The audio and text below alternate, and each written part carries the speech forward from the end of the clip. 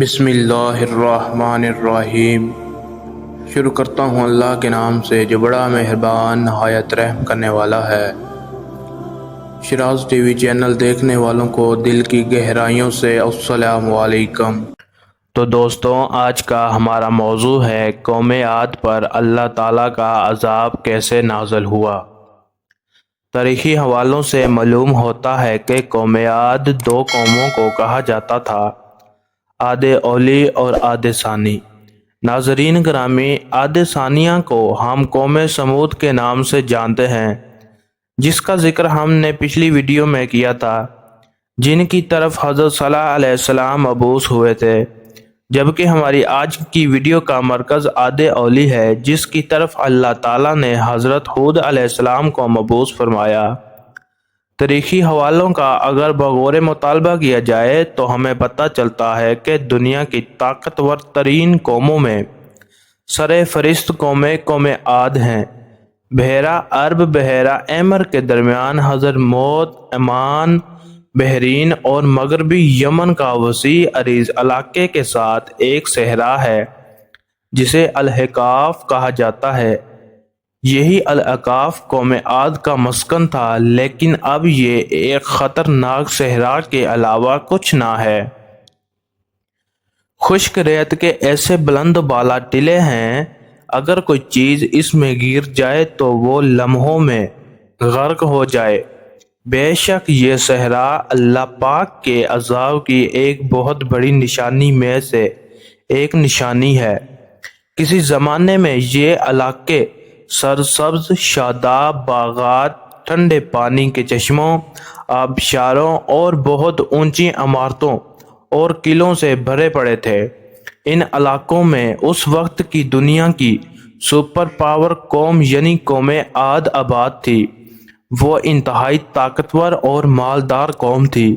تاریخی کتابوں میں ان کا قد 40 فٹ اور عمریں تقریباً 1000 سال کے قریب ہوا کرتی تھی۔ اس قوم عاد پر اللہ تعالیٰ کا اتنا کرم تھا کہ ان کے جسم کو بیماری تک نہ لگتی تھی۔ یہ مرتے دم تک جوان اور طاقتور ہی ہوا کرتے تھے۔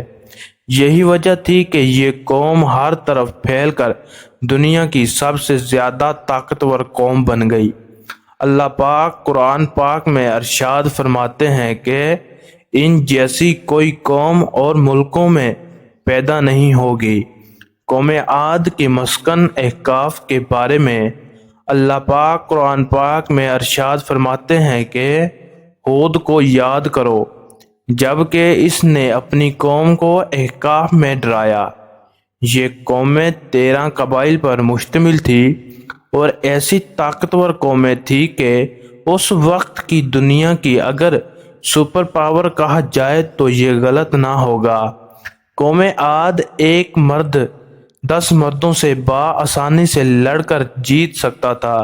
ان کی عورتیں جڑواں بچے پیدا کرتی تھیں۔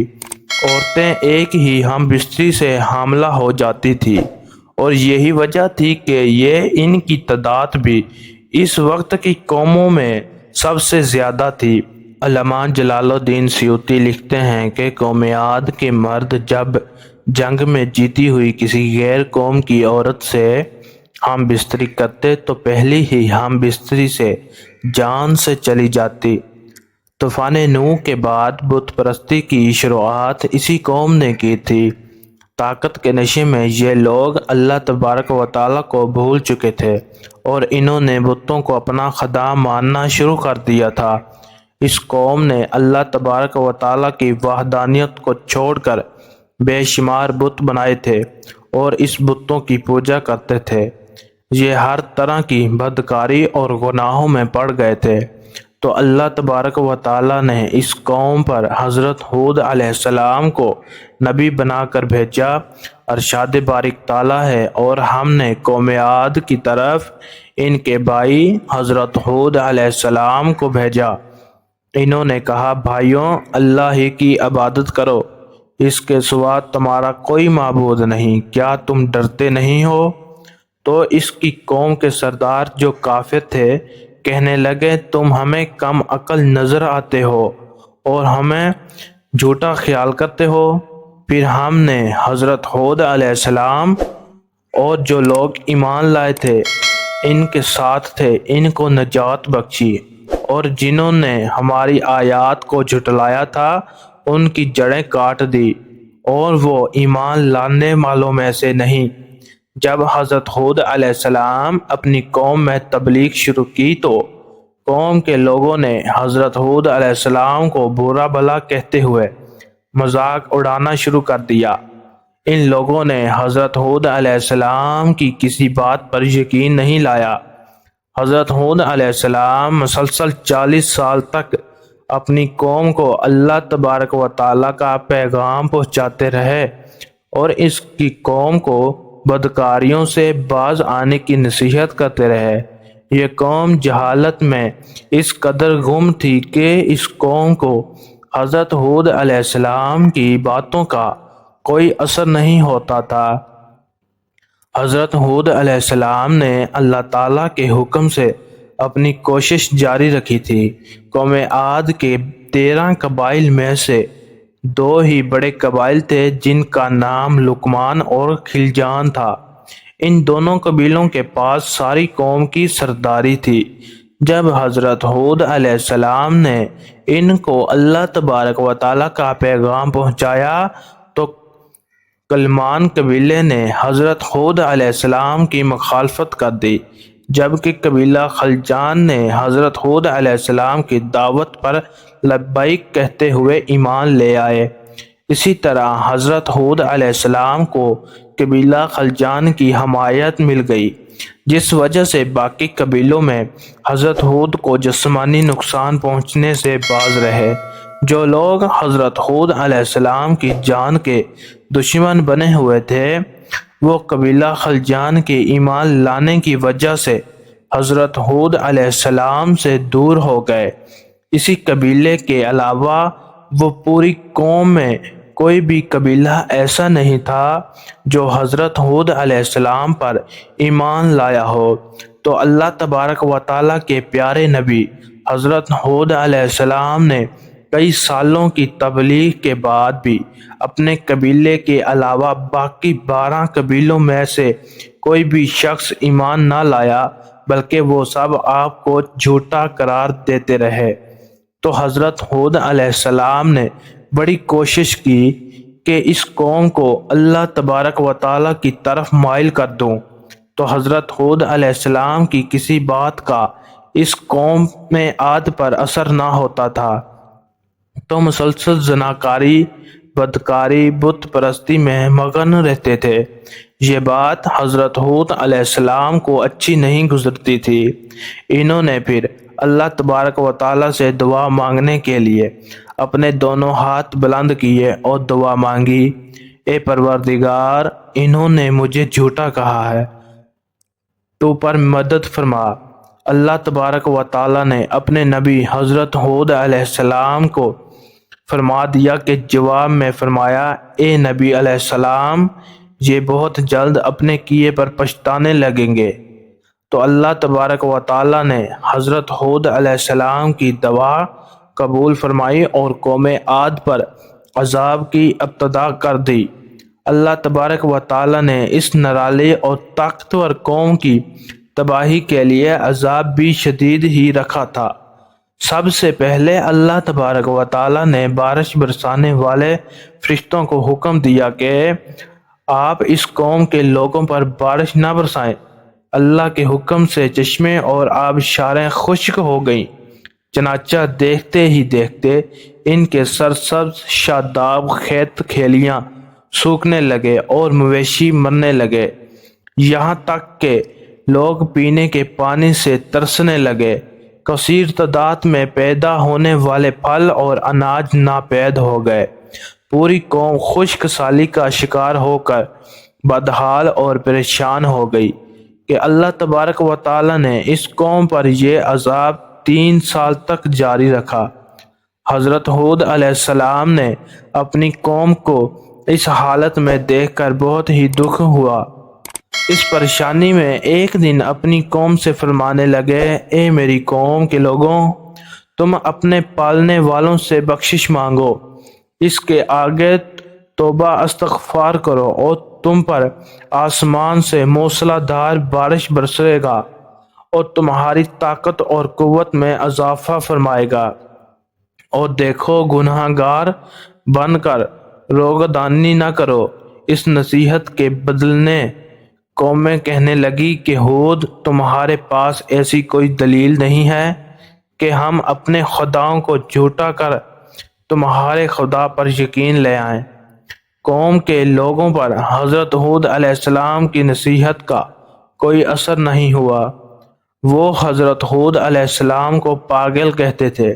نعوذ باللہ، اس عذاب نے قوم عاد کو تباہ و برباد کرنا شروع کر دیا۔ قوم عاد کے بڑے لکھے لوگ نے ان پر غرور فخر کرنا شروع کر دیا۔ ہمارے ساتھ کیا ہو رہا ہے؟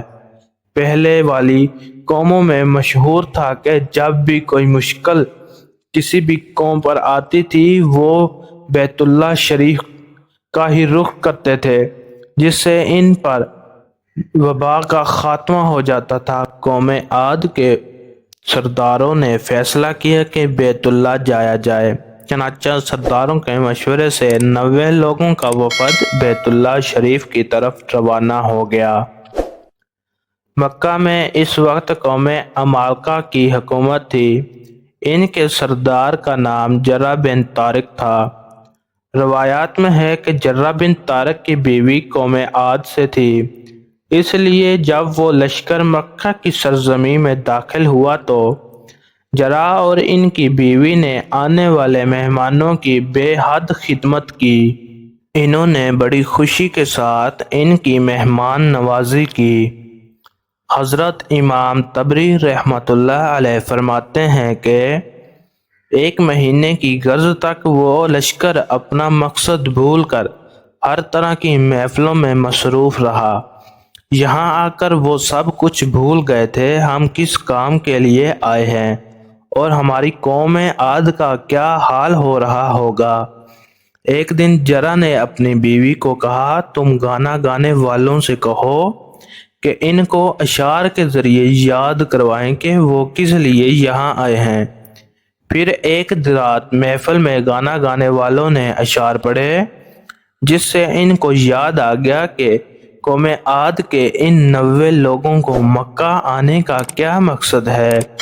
وہ کہنے لگے، ہم تو بیت اللہ شریف میں عذاب کو دور کرانے کی غرض سے آئے ہیں۔ وہ سب اکٹھے ہو کر بیت اللہ شریف کی طرف روانہ ہو گئے۔ وہاں جا کر سب نے رو رو کر اپنے خداؤں سے دعا کی کہ اے ہمارے خداؤں، ہمارے قوم سے وہ عذاب اٹھا لیں۔ ادھر یہ 90 لوگوں کا وفد دعا کر رہا تھا کہ دعا کے ختم ہونے سے پہلے ہی مکہ میں کالے بادل چھا گئے۔ یہ دیکھ کر لوگ خوشی سے اچھل پڑے کہ ہمارے خداؤں نے ہماری فریاد سن لی ہے، اب ضرور بارش ہوگی۔ چنانچہ انہوں نے تیاری کی اور اپنے علاقے احقاف کی طرف نکل پڑے۔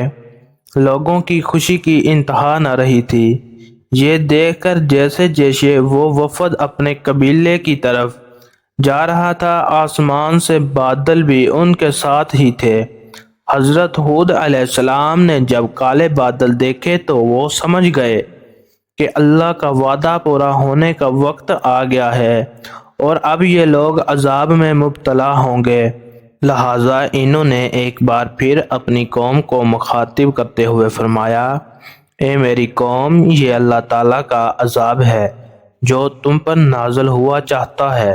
پھر انہوں نے اللہ تبارک و تعالیٰ کا فرمان سنایا، بلکہ دراصل ابرا وہ عذاب ہے جس کی تم جلدی کر رہے تھے۔ یہ ہوا کا طوفان ہے جس میں دردناک عذاب چل رہا ہے، جو اپنے رب کے حکم سے ہر چیز کو تباہ و برباد کر دے گا۔